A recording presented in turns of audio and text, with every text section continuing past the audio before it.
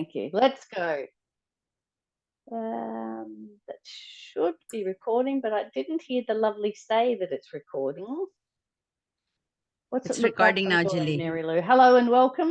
I think we are. Yeah, there is a little button. As I said, it's all a bit different there. Hello and welcome. Tidy today, ready tomorrow online workshop. Great to have you with us. If you're joining live on Zoom or if you're watching this on YouTube, because yes, as you know, I just press record then.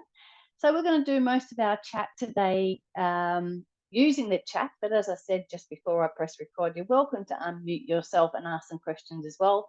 But just bear in mind, this is going to be shared with the people that couldn't make it today, as well as other YouTubers that might come across it.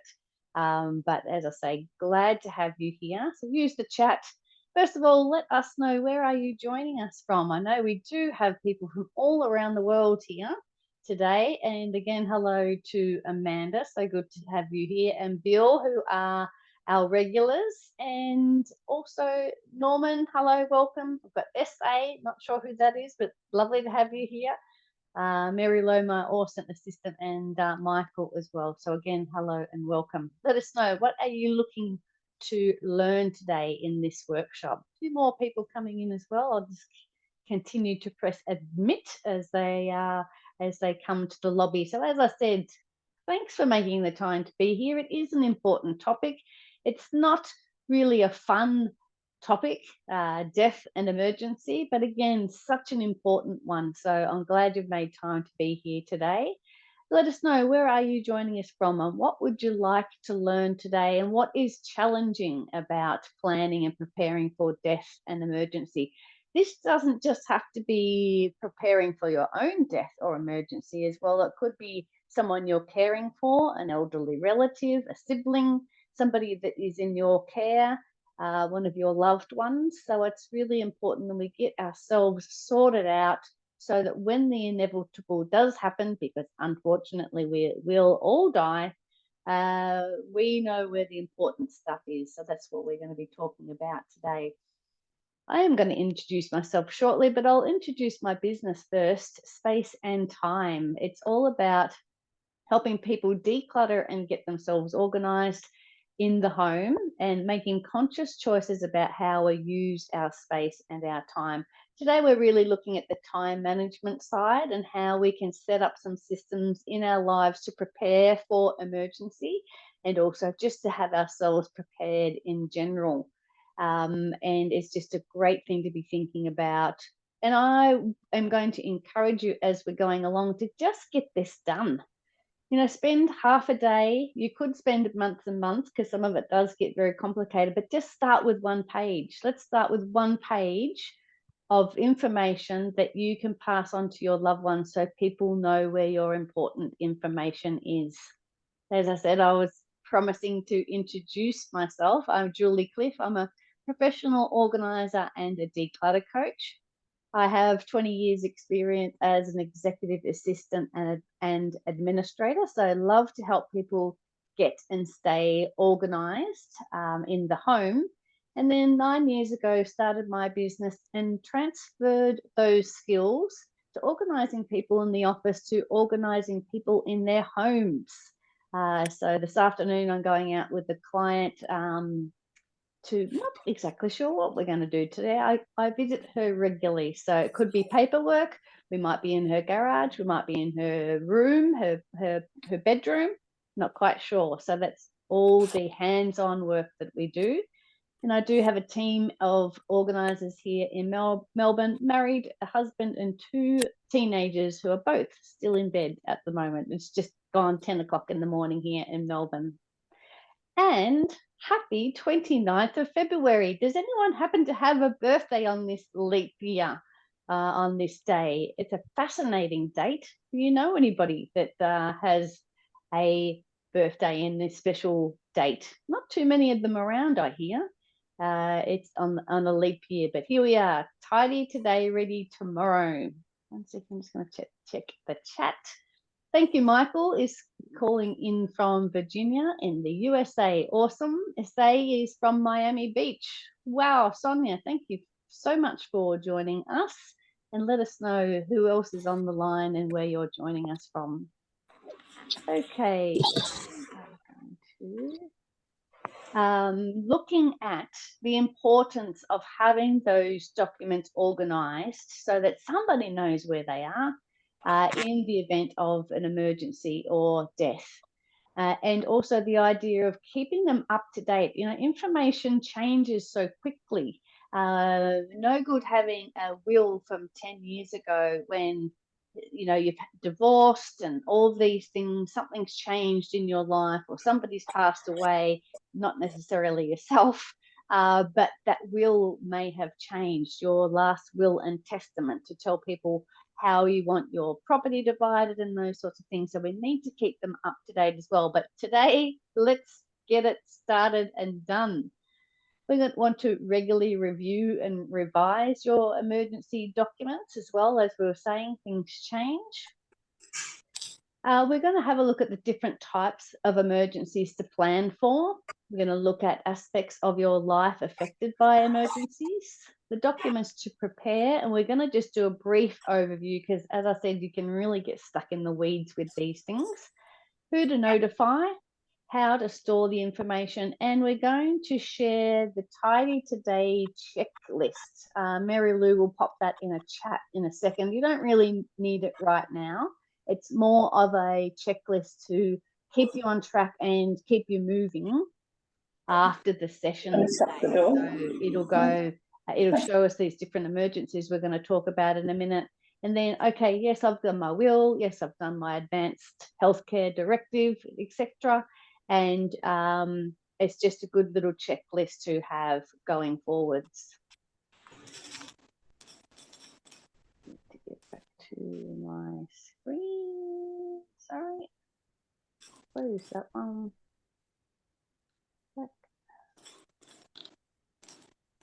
Sorry, just need to, as I said, things are a little bit different on my screen today. So I just want to, there, here we go. Couldn't find my tabs.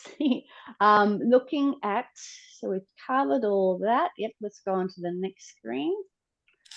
As I said, we're just going to do the overview of the emergencies, documents, and important contact lists. We want to have a list somewhere of people to contact when these things happen. And as I said before, we just want to do it. We just want to get it done. We just want to, just one second, someone's sending me a message. Mary Lou, can you send Margaret the link, please, to the Zoom so she can jump in? Thank you. She's just sent me a message. How wonderful this technology, hey? Thank you very much, everyone, for your patience as we get all these things happening today. So, as I said, an overview, we just want to do it. We just want to make it as simple as you can. We just want it written. We want it somewhere that somebody knows about. We just want one page. But once you've got all those basics on the page, you can delve as deep as you want into these things and have it as organized as you want and color coded and sticky notes and smiley faces. You can really get down into it when you get the basics done. But as we know, done is better than perfect. Let's just make a good start on it today. I'm going to go back to the chat. Some people have shared some other things. Mary Lou, my awesome assistant, is joining from the Philippines. Margaret's just coming in. Norm and Linda, thank you for coming along. They are joining us from winter in Tucson, Arizona, I think that is. Welcome to you. Mary Lou has put the link in the chat for you for that checklist. So download that so you've got that for later. Joan is in Surrey Hills. She's just around the corner from me, Joan. I could wave out the corner from out my window from Ashburton, looking for general emergency planning information, not only death events. Awesome. Let's have a look at that. So thank you all. Let's keep those chat coming. Yeah, I did get everybody then. Thank you very, very much. Appreciate that. Let's have a look at the different emergencies that we might need to plan for. Some of these may be relevant to where you are living. Some of them will not be. I know some of them aren't relevant to where I am, thankfully, but let's have a look at them. And these are the emergencies we're going to look at: medical emergencies, personal emergency, natural disaster, severe weather, financial crisis, and technological crisis. That's a big one too, isn't it? Just all those IT things and cyber hacks and things. So let's have a look at that in a little bit of detail today as well. So medical emergency. So you, of course, yourself or the person you're caring for may end up having some significant medical emergency, whether it's a heart attack or chest pain requiring immediate medical attention, or a severe allergic reaction such as anaphylaxis. So in those times, there's no mucking about. You need to have your stuff ready to go. I know a lot of my clients actually have what they call a go bag that's ready to go, packed for hospital. So it might have some of their medications in it. It might have one set of clothing, any history, medical history that they have. My medical history could fit on about 2 lines, touch wood. I'm very lucky. A couple of children, that's about it. But I know many of my clients have had many years of significant medical events in their life, whether it's cancer, whether it's mastectomies, whether it's double mastectomies, whether it's head trauma, brain cancer. So, you know, some people do have a long list. So that's something we can plan for as well. Let's have a medical history list. Who has one of them? Let me know. I bet some of the people on the call today already do have one of those lists. So it's just in your bag and it's ready to take to the hospital. When I was with my client on Tuesday, we had a message from her mum's medical emergency button. Like, she pressed the button because she'd fallen over and hit her head. So we were thinking about those things that her mum needed. She does have this go bag already packed that we're talking about. So the ambos could just, the ambulance drivers, the paramedics, I need to remember we're talking about to all people around the world today, not just Melbourne.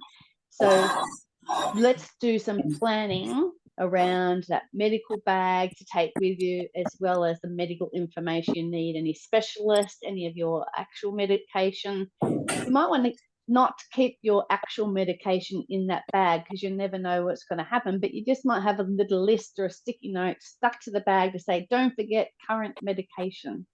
So these are the sorts of things that we are preparing for. Again, we've only got an hour today. We could be spending a lot more time on this, but just starting to get those cogs turning in your mind, the sorts of things we need to prepare for. What about the different sorts of personal emergencies, such as a sudden death in the family, meaning that you need to do immediate travel and support?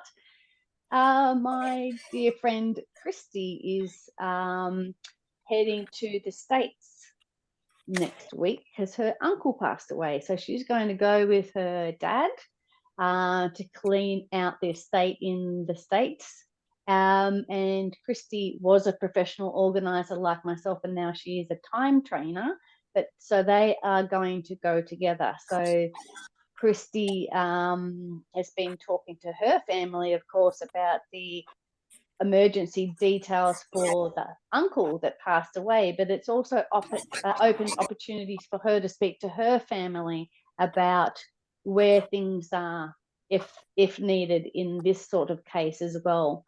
Luckily, you know, Christy's got her passport up to date. She's ready to go because she will be doing international travel. So just be ready for that sort of thing yourself. If you've got people that are overseas that you may need to tend to, have yourself sorted out to go and visit them, but then at their end, what are you going to need at their end as well? So start to plan things like that.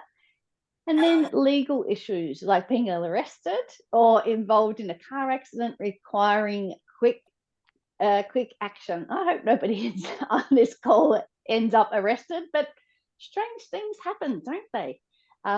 So having your important documents in the right place, whether it's your ID, in the case of a car accident, you know, knowing your insurance, having those on your phone or having them with you or in the glove box. So some of these personal emergencies can certainly take some organising ahead of time. Let's be prepared. Any questions so far on those? Pop them in the chat and I'll have a look. Natural disasters. Now, again, some of these things will apply to you. Let me know if they do. They don't apply to me. Although we have had some earthquakes here in Melbourne over the last few years, never had one, or not that of significance, until during COVID 2020. I remember the house shaking, but not to the extent that many have them. Also, hurricanes and cyclones, and needing to have those evacuation orders to leave your home. So what do you need to do in those disasters and emergencies? What do you need to prepare? What do you need to prepare for yourself, for your loved ones, for any pets, anything that's coming up around those emergencies?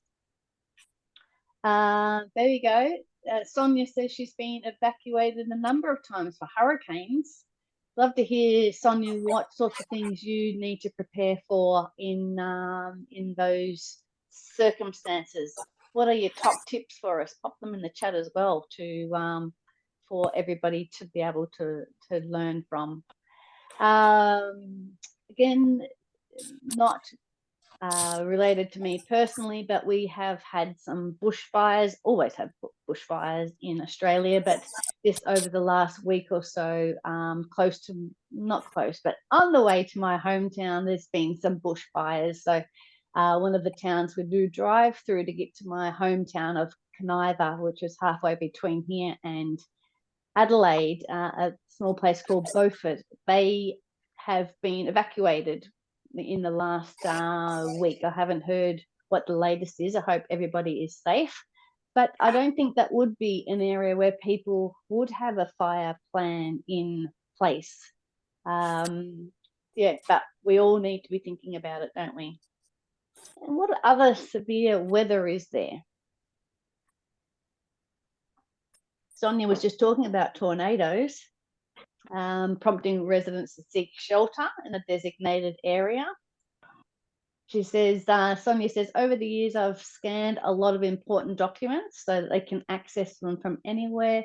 I also have family photos scanned. Awesome idea. And then you don't even need to worry about grabbing them on your way out the door because they are all already safe. All this preparation, those sorts of things we can do just means it's much easier to cope with the situation at the time. Thanks, Sonia, for sharing. Also, flash floods due to heavy rain, leading to swift water rescues. I know Mary Lou has them in her area in the Philippines and her family, so they are quite used to them.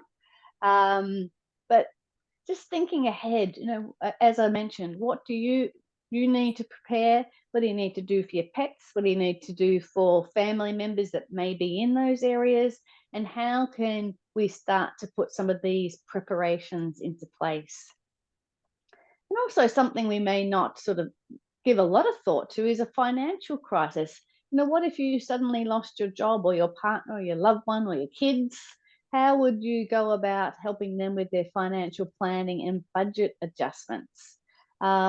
You know, having all that information close to your fingers so that you can just grab it and get to the job interview or, you know, change things very quickly if something happens. Because if you've got no money coming in, things can get pretty dire pretty quickly. So having that financial information at your fingertips rather than have to go looking for your share portfolio or your login details to your investment accounts, have them on a nice list somewhere safely secure. I will share some spots in a minute where we can do that, similar to Sonia was saying about scanning documents, having them somewhere secure.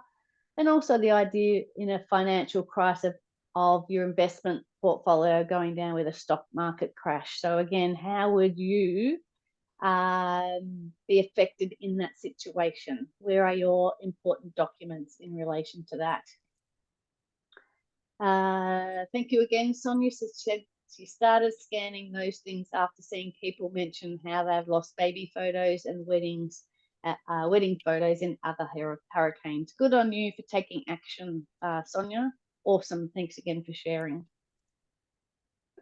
And as we mentioned before, technological crisis. We all hear stories almost every day of different hacks happening, data breaches, and loss of sensitive customer information. So if you need to log into a number of different accounts to change passwords, to update your details, I don't know, maybe to move some information, move some sensitive information from somewhere where it is a little bit more secure, have a list of your passwords securely kept, so that you can access this information quickly. We've had a number of these here in Australia recently through one of the phone companies and also some of the health insurance companies. So it's probably going to happen at some stage. So what's your plan as well? You could even Google what to do when there's a data breach. And I'm sure, or talk to ChatGPT, my favorite AI in the world, can't live without them. You could just ask, what should I do if there's a data breach with a company where some of my sensitive information is held? So again, let's make a plan for it. I haven't got all the answers here today. Again, the session's not long enough, but we can start to put some preparations in place. And also some of those big cyber attacks happen where hospital computer systems are hacked and customer information is shared. So there may be some things that you might want to do if you are involved in that type of technological crisis. Anyone had any experience in that? I hope not, but if you have, share the details there. If you're watching live, share in the chat there, and also share in the comments if you're watching this recording on YouTube, as we've got all sorts of ways that we can still communicate when it's on YouTube by using that comments section. So we're going to move on to the types of or parts of your life that are affected by these emergencies that we've just been talking about, and the documents to prepare. Don't forget to ask any questions. Is there something that I haven't covered so far that you want to make sure that we do cover? Please let me know. So we're briefly going to go through will and estate planning, personal identification, financial records, property ownership, healthcare information, digital accounts and passwords, funeral and burial instructions, and a contact list. So that's what we're going to have a look at next. Let me have a look at the chat. Thank you again, Sonia. She says, some hospital systems have fallen victim to cyber attacks. I encourage people with serious medical problems to have their own copies of their medical history, so that if the hospital is compromised, they've got your own copy.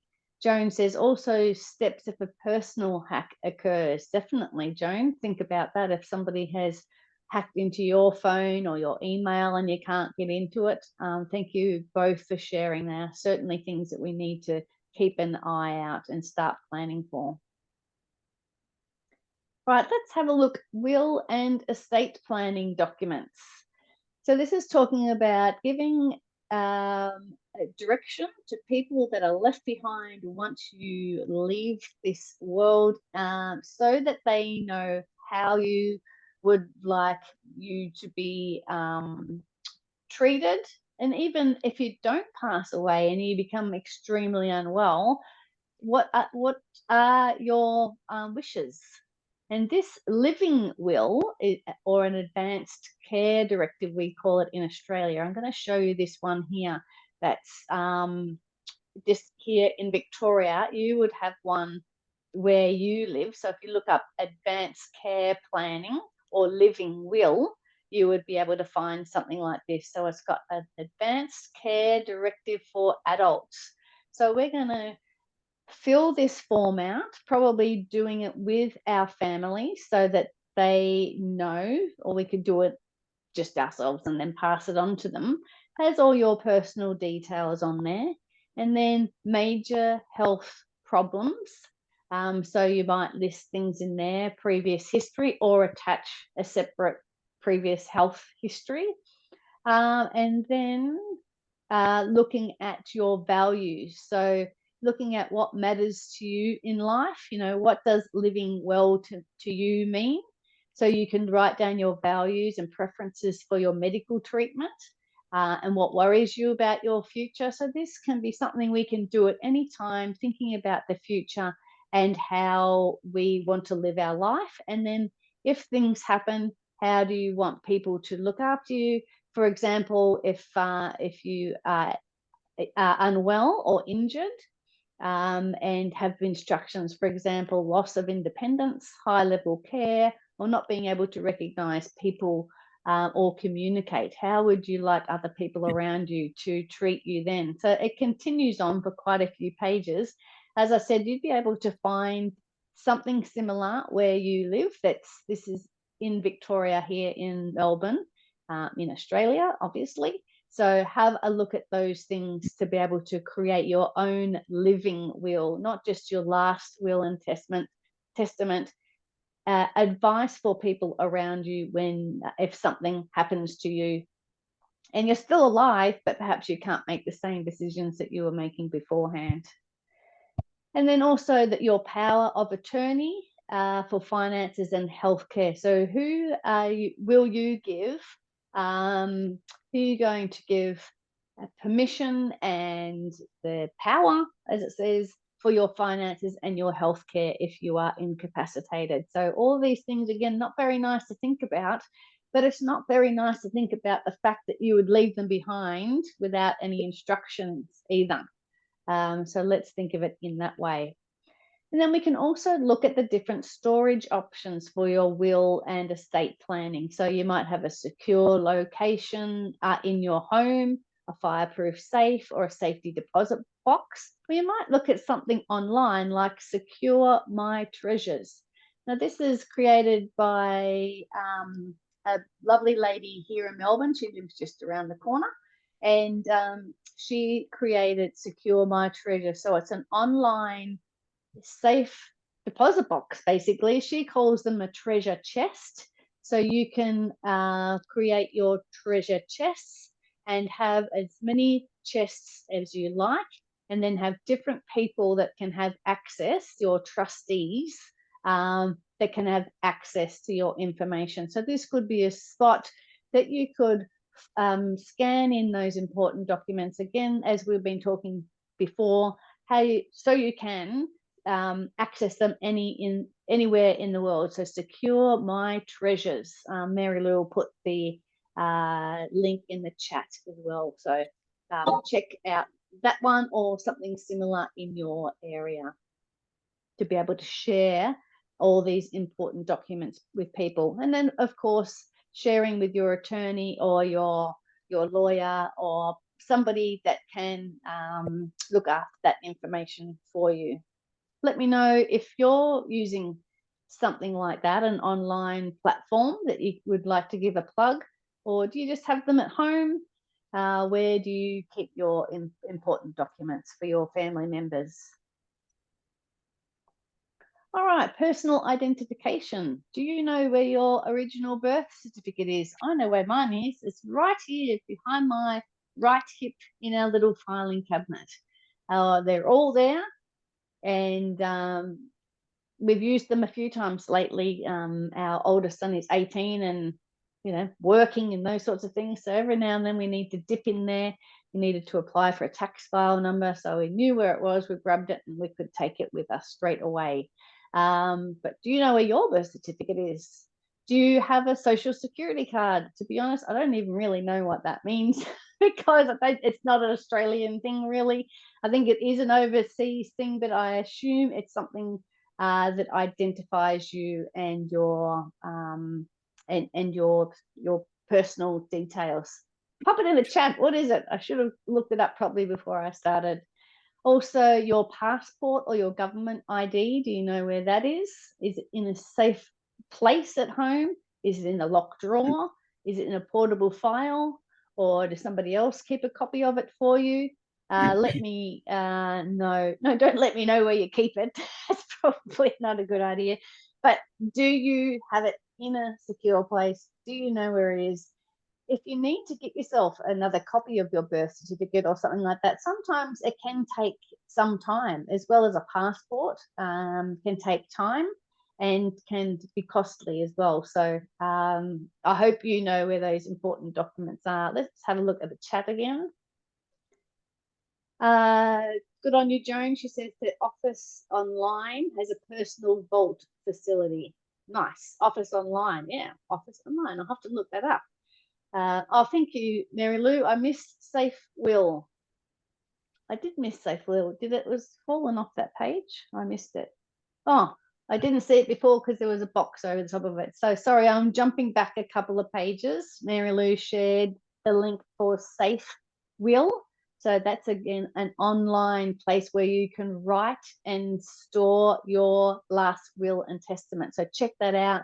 Have a look at other options for Safe Will as well. Michael, thank you. He says Social Security in the US is a form of pension. Thank you. Thank you. I should have known that. As I said, I appreciate that. Hoping that everybody has all those information in an easy to grab spot. And Sonia says we are all issued a Social Security number in the States. Our Social Security numbers are used for employment, taxes, and this is how the government and other agency ID us. Thank you. I'm learning so much today. Awesome. Thank you all for pitching in and helping me with this. So that was all good. Let's go on to the next one, which is financial records. So again, we're thinking about this ease of access for ourselves. Where are all our bank account numbers? Where are all our investment account information? Where are all our insurance policies? So health insurance, house insurance, car insurance, pet insurance, children insurance, whatever. There's all sorts of insurance out there, retirement account details, and debt information. Where is all that information for yourself? Is it all written on one nice piece of paper with all the passwords on it in a secure spot so that people can access it? So that you can access it as well as other people. I'm trying to look at it in a couple of different lenses, because knowing where that stuff is at your fingertips can save you so much time. If you've got a password protector like LastPass, or use the Apple or Google password protectors as well, can help you. But having it all in the one place, so you're not having to look in this drawer, in that drawer, in that folder, having it all in the one spot. Again, it can be a little bit of a risk, a security risk, to have it all in one spot. But if you've got a password on it, or you've got a lock on it, and do it sensibly, having all that information in one spot can be really helpful. Because life can get complicated, can't it? As we said before, we had, if you go from one job to another, you might need a new retirement account. You might have different health insurance. You might have different, all these things change going from one job to another. Things change when you get married. Things change when you get divorced. Things, life changes all of these financial records and why we might need to access them. So we were talking before about keeping up to date with all of these things, again, for easy access for every day, but easy access when we need this information straight away. If you lost everything in a fire, how would you know how to access these things? So thinking about fireproof safe, a filing cabinet, a secure cloud storage, or encrypted USB drive, some way to keep this information. What about property ownership? Do you know where the deed to your home is? I know where mine is. The bank has it and will have for a number of years yet. But, and your vehicle titles, like how do you know that you own that vehicle? How do other people know that you own that vehicle? If you pass away, where is the information to point people to how much that vehicle costs and how much they should sell it for? Or, how, if they're going to receive that from the estate, your personal estate, how much should the family, attribute to that vehicle type thing? So again, we're making this easy for everyday access, but also in the event that you're not here, and also putting on your hat of looking after your family members. Maybe you're caring for somebody, a loved one, a sibling, or somebody in your family that you're overseeing all these things for. So have you got that information in a safe place at home, or a fireproof safe, a filing cabinet, or and have you informed a trusted person? Does somebody know where all this information is? So we're zooming along very nicely. What have I missed so far? Is there anything you haven't understood? Pop in the chat and ask me. Again, this is just an overview. I really would love you to get this started. Get one page done. And I was just thinking about myself. A lot of these things I haven't done it, but I think my husband knows where a lot of the things are, but it is a good reminder for all of us to be doing these things. All right, let's look at healthcare information. Have you got a copy of your medical records? Like Sonia was just saying before, what if the hospital system went down and you were there and they didn't have any record of you? I often go through medical details and paperwork with clients when I'm in their homes, because if they're unwell, I can really pile up quickly. And sometimes we can be a little bit flippant and go, oh, the hospital will have that. Oh, the hospital will have that. Well, they might, but as we were just suggesting, what happens if their computer system goes down and they haven't got access to it? So wouldn't hurt to at least have an up-to-date copy of that medical information for yourself. And your health insurance information, all of those details so that you need them at the ready. You've got them. Have you got them? Have you got digital copies on a password protected USB or in secure cloud storage? And have you let your trusted person know where that is? So have you got it at your fingertips? And this is a nice big one too, isn't it? Digital accounts and passwords. We've got so many different online accounts, so many passwords. Does somebody know where all this information is? Again, for easy access for yourself for every day, but then for other people if you're not around. Or how about your mum that you're caring for, or your kids, or whoever it might be? Does somebody know where this important information is? Having it stored securely, all the digital accounts. I'd be scared to see how many online accounts that I actually have, and the passwords that go along with it. But making sure that we know where that is very important. So use a password manager, and like I said, something like LastPass or the Google one or the Apple one. I think they're all fairly safe, but touch wood, don't take me to court on that one. But got to be safer than having it on a piece of paper on your desk, I think, for everybody to see as well. And also, again, making sure that somebody knows how to access all this information, because if we're not here to tell them to stop our subscription to some online things that you're doing, that would probably continue forever if they can't log on and be able to access your accounts. So there's lots of different things, just as you're going day to day, jot down the different things that you're logging into. I'm just looking across the top of my screen. I can see Canva that we use to do our graphics with. I can see Facebook. I can see Capsule that we use for our client details. I can see MailChimp. I can see Xero. These are just for my business, not for my personal life as well. So let's have a think about them going forwards. And Joan, that's a great one to think about. Direct debits. What is coming off of your credit card often? What are you paying for regularly? A subscription that somebody may need to access and update that if you're no longer around, or even if something happens with your something gets stolen, your credit cards get stolen, your identity gets stolen, to be able to quickly access those direct debits on your credit cards, those payments that you're making automatically, to be able to adjust them. It's a great one, Joan, to have a list of those things. My husband has one. He looks after our finances. So every time our credit cards get changed over every few years, they all need to be, logged into and updated to put the new credit card on. It's really annoying, but that's how it happens. But it's not so annoying when you have a good list of these things. And that's what we're talking about here today. So the last one, I think almost the last one we're up to here, is funeral and burial instructions. So making sure that somebody knows what you would like done when you pass away.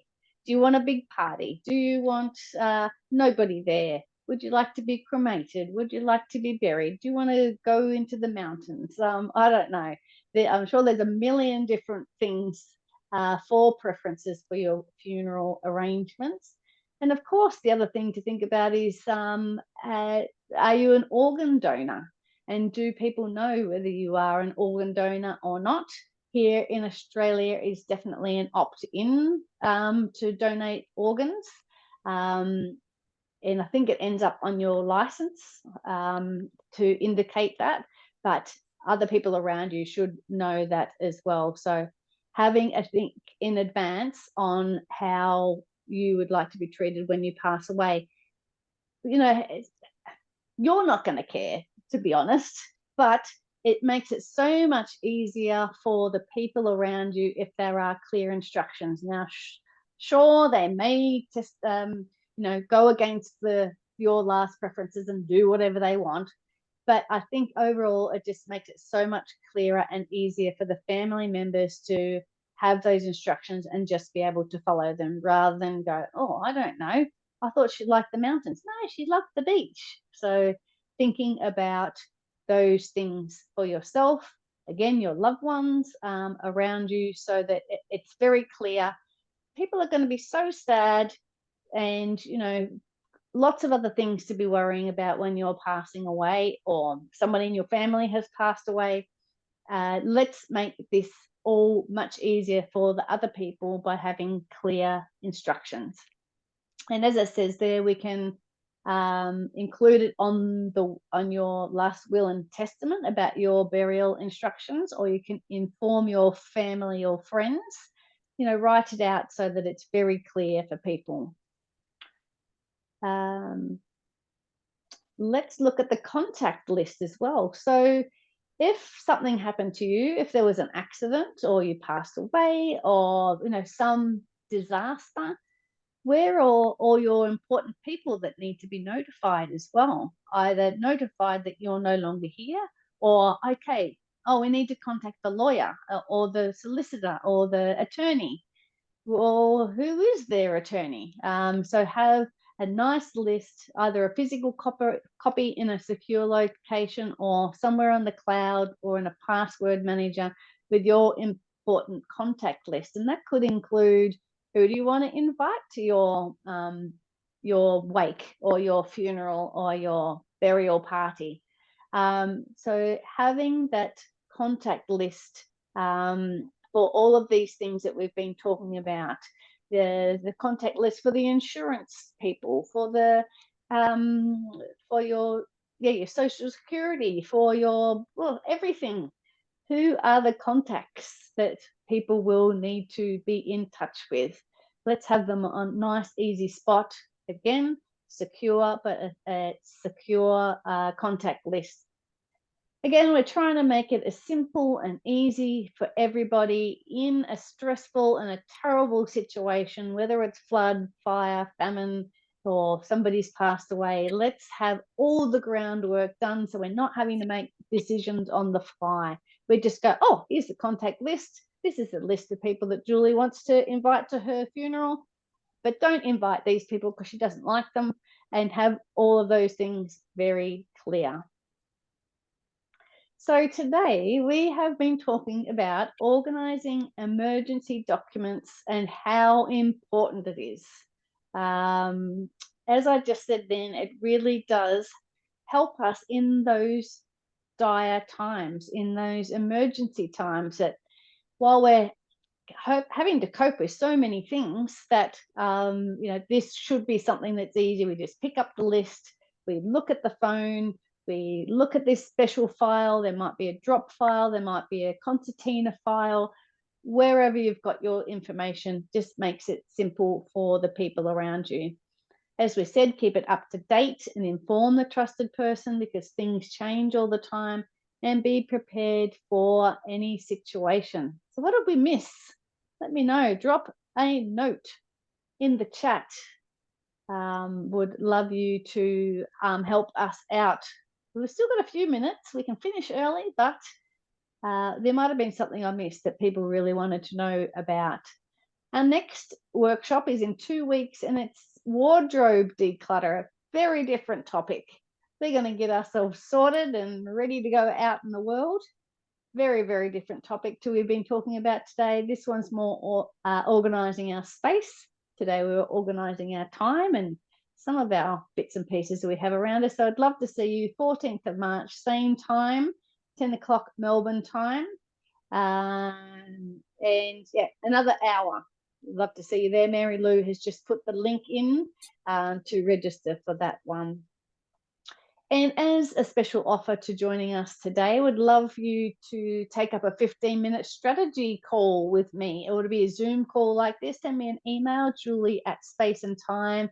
If you really don't know where to start on any of these things, you're overwhelmed, it's too hard, let's spend 15 minutes and just start to nut it out.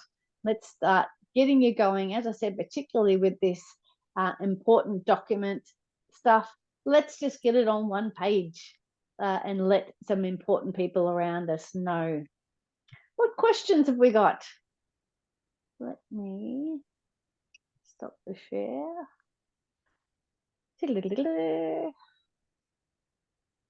Stop share. There's that big red button. There it is. What did I miss? Was there anything that I didn't cover? Let me have a look at the chat as well.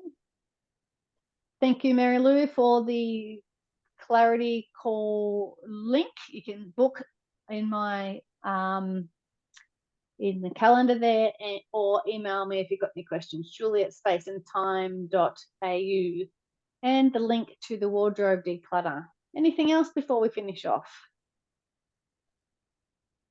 Thanks all for coming. Been great to see you. Hope that's been helpful. Again, it was just a big overview of things to start to get ourselves sorted with. Great to see a few new faces today, and awesome to see some people that I almost feel like they're a part of the family, the Space and Time family. Great to see you here. So thank you all again for joining me. Send me an email if there's anything I've missed, but look forward to seeing you at the wardrobe decluttering in 2 weeks' time. Thank you all so much for coming. Thank you. Thank you. Thanks, Michael. Take care. Thanks, Joan. Thanks, Mary Lou. Thank you, Norman. Bye, Amanda. Great to see you. See you, Bill. Thanks, Sonia, for your input. Take care, everyone.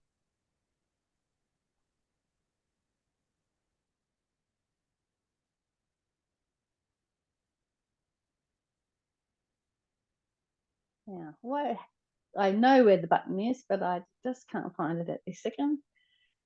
Stop recording. Bye, everyone.